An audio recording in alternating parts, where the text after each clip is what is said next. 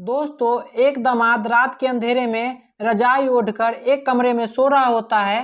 तभी उसके थोड़ी देर के बाद उसकी सास आती है उसके कमरे में और उसी रजाई में घुसकर उसकी सास भी सो जाती है। दोस्तों, वो जो दामाद होता है वो सोचता है कि उसके साथ उसकी बीवी सोई हुई है और वो बीवी समझकर अपने सास को ही गर्म करने लगता है। दोस्तों, आज की बहुत रोचक बहुत सच्ची कहानी है। जब ये आप पूरी कहानी सुनोगे तो आपके पैरों के नीचे जमीन खिसक जाएगी। दोस्तों, इसलिए इस कहानी के अंत तक आप बने रहिएगा। दरअसल दोस्तों, ये कहानी राजस्थान के श्री गंगानगर के है। श्री गंगानगर में ही एक परिवार रहा करते थे, जिस परिवार में 4 लोग थे। एक माँ बाप, एक बेटा और एक बेटी। बड़ी लड़की का सीमा नाम थी। उस परिवार में बहुत ही अच्छी खासी जिंदगी चल रही थी, बड़ी अच्छी खासी परिवार चल रहा था। धीरे धीरे उसकी बड़ी लड़की सीमा का शादी का उम्र हो जाता है। सीमा के माँ बाप को सीमा के शादी का फिक्र होने लगता है। इधर उधर लड़का ढूंढने लगता है। बगल के ही गांव में एक लड़का मिलता है जिसका नाम था दिनेश। दिनेश का उम्र 28 साल होता है। उसे खुद का मोबाइल का दुकान था। दोस्तों, 22 साल के ही उम्र में सीमा के शादी दिनेश के साथ फिक्स हो जाता है। दोस्तों, सीमा की शादी 15 दिसंबर 2021 को बड़े ही धूमधाम के साथ उसके माँ बाप कर देते हैं। शादी होने के बाद सीमा की विदाई होती है। सीमा अपने ससुराल जाती है। ससुराल में भी उसके 4 ही फैमिली होते हैं। एक होते हैं सीमा के सास ससुर, एक सीमा के हस्बैंड, एक सीमा, यानी सीमा के ससुराल में भी 4 ही फैमिली होते हैं। सीमा के ससुराल में भी सीमा के काफी खुशहाल जिंदगी बीत रहा था। सीमा का जो पति था दिनेश, वो काफी समझदार था। घर में किसी चीज की कमी नहीं होती है। सीमा का जो पति होता है दिनेश, वो सीमा को बहुत खुश रखता है। सीमा बीच बीच में अपने मायके भी जाया करती थी। 1-2 दिन रहकर वो फिर अपने ससुराल आ जाया करती थी। सीमा के ससुराल में घर में काम धाम करने वाला कोई नहीं था। सीमा के जो सास ससुर थे वो भी ज्यादा बुजुर्ग थे और वो हमेशा बीमार रहते थे, इसलिए सीमा मायके में ज्यादा नहीं रुक पाती थी। अब धीरे धीरे समय गुजर रहा होता है। सीमा के शादी का लगभग 4-5 साल गुजर जाता है। इस बीच सीमा मायके बहुत कम जाने लगती है। बहुत दिन बीत गया था सीमा को मायके जाते हुए। अब सीमा को मायके जाने का बहुत मन करने लगता है। दोस्तों, 2023 दिसंबर का महीना होता है। फिर सीमा अपने पति से बहुत रिक्वेस्ट करती है कि मुझे मायके घुमा दो। तो सीमा के पति दिनेश कहता है कि ठीक है, शाम के आऊंगा दुकान बंद करके, तो चलना अपने मायके। बगल के ही गांव में सीमा के मायके थी। फिर दुकान बंद करके शाम को आता है दिनेश और सीमा को बाइक पे बैठाकर मायके ले जाता है। जब सीमा मायके पहुंचती है तो घर में कोई नहीं होता है। शाम का वक्त होता है। सीमा अपने माँ को इधर उधर देखती है तो सीमा को उनकी माँ कहीं नहीं नजर आ रही थी। फिर सीमा इधर उधर देखती है, आस पड़ोस में पूछती है। फिर आस पड़ोस वाले कहते हैं कि तुम्हारी माँ गई है खेतों में काम करने के लिए। खेत बगल में ही होता है, पास में ही होता है, और सीमा चली जाती है अपने खेत में अपने माँ से मिलने के लिए। तो जब सीमा की माँ सीमा को देखती है तो माँ उसकी बहुत खुश हो जाती है। फिर माँ बेटी अपने घर आती है। घर आने के बाद माँ अपने बेटी और दामाद को कुर्सी देते हैं बैठने के लिए। फिर सीमा की माँ चाय नाश्ते की व्यवस्था करने चली जाती है। नाश्ता पानी कराने के बाद सीमा की माँ अपने दामाद से हेस नेस पूछने लगती है। फिर उसका जो दामाद होता है दिनेश, वो पूछने लगता है कि पापा जी कहाँ हैं और मेरे साले साहब कहाँ हैं। न साले साहब नजर आ रहे हैं और न पापा जी नजर आ रहे हैं। सब कहाँ हैं, कोई दिखाई नहीं दे रहे हैं। फिर सासू माँ बोलती है सब ड्यूटी गए हैं, सब आने ही वाले हैं, शाम हो गया है और आपका जो साला है आजकल बहुत समझदार हो गया है और आपका जो साला है वो भी काम धाम करने लगा है। आपके साले के काम करने से घर का हालात बहुत सुधर गया है, काफी घर में तरक्की भी हुई है। अब मैं सोच रही हूँ कि आपके साले को भी शादी करवा दी जाए, वो भी बड़ा हो गया है, अपने पैरों पर खड़ा हो गया है। दोस्तों, दामाद और सास में यही बातें सब चल रहा था। धीरे धीरे शाम का वक्त हो जाता है। घर में सभी लोग आ जाते हैं। घर में दिनेश का साला और दिनेश का ससुर भी आ जाते हैं। सभी लोग एक ही जगह बैठकर बातें कर रहे होते हैं। इधर सीमा और सीमा की माँ किचन में खाना बना रही होती है।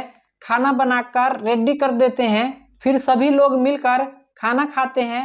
खाना खाने के बाद सभी लोग अपने अपने कमरे में सोने के लिए चले जाते हैं।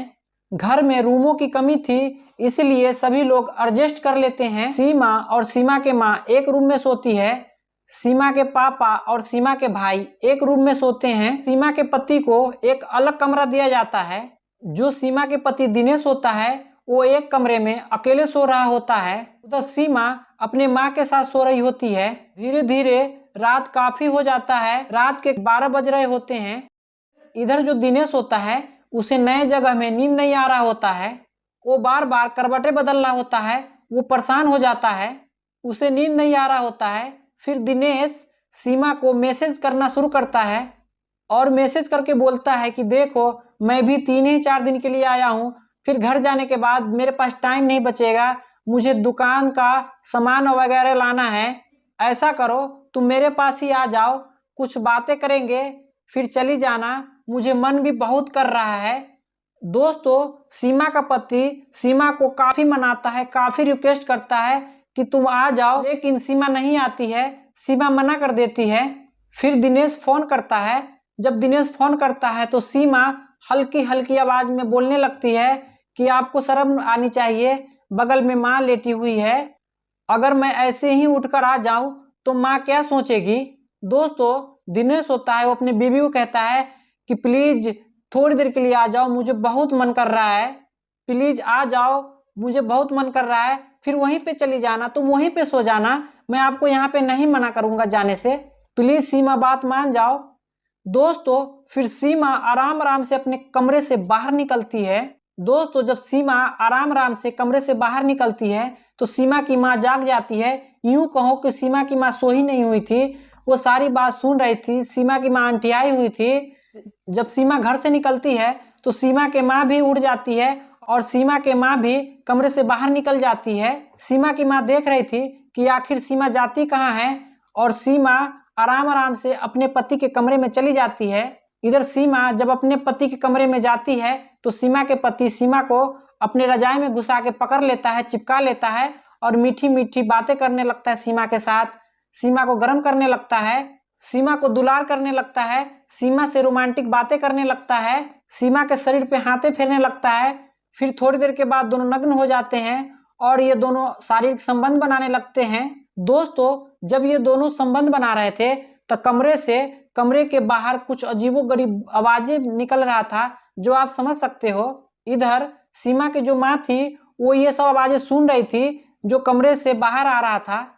इधर सीमा की माँ ये सब आवाजें सुनने के बाद उसके अंदर का हार्मोन उत्तेजित हो जाता है। अब सीमा के माँ का भी मन करने लगता है ये सब करने का, लेकिन सीमा की माँ मजबूर थी। सीमा की माँ चली जाती है अपने कमरे में और बिस्तर में जाकर लेटे हुए होती है। ठीक उसके 1 घंटे के बाद ये दोनों संबंध बना लेते हैं। संबंध बनाने के बाद सीमा सोने के लिए अपने माँ के कमरे में चली जाती है और चुपचाप जाके बिस्तर में लेट जाती है।